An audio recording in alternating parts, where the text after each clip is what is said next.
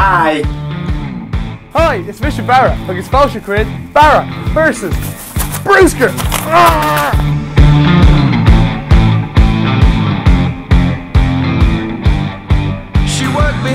Sa bhí an seo, tá funny méid dit conas an cannai seo bhí fáilce ar an trá a iompú ina rud nua speisialta don cóisiúr.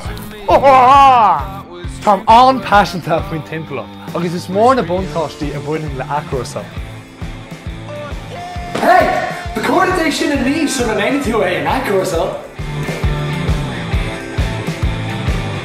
Le linn an ódú dingrasála, thosaí grúpa againne ag glanna na trá go seachtúil. Na rudaí is cohénta a aimsítear ná cannai agus buide, mála cocha do bhaidrí agus másc. Anis, maidir leis na hairí sin a dhéanamh as cannai. Rawa, bhí an cormach leis na taobhanna. Féadfaid siad tú a gearra. Aimsigh cannai. Rawnach. Ol cibé leach atá fáilte. Yum yum yum yum. Gear tríán ó bhar an cannai. An sin, gear ina 8 chuid. Lúb gach chuid agus déanaí a nasca leis an géin taobh leis. Féich, cé có cúil agus clista agus ar son na timpeaachta atá tú a níos. Yoo-hoo. Mátá madra gut, an you sáideann tú málaí cacha imhbhuilta?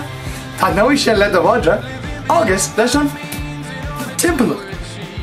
Níú sádan. Ceol, leanart ag clúdach písa álín bhíbhuilta le mála nach brisin síos le 500 bliain. Agus an sin, le másc. Tá na másc aonú sáide i neach áitin is. Ach tá rana eile ann. Té na másc céin, nó ceannaí céin is féidir a ní. Agus, mar hitan sé ar an talamh, peoch siúa sé, fuck sé.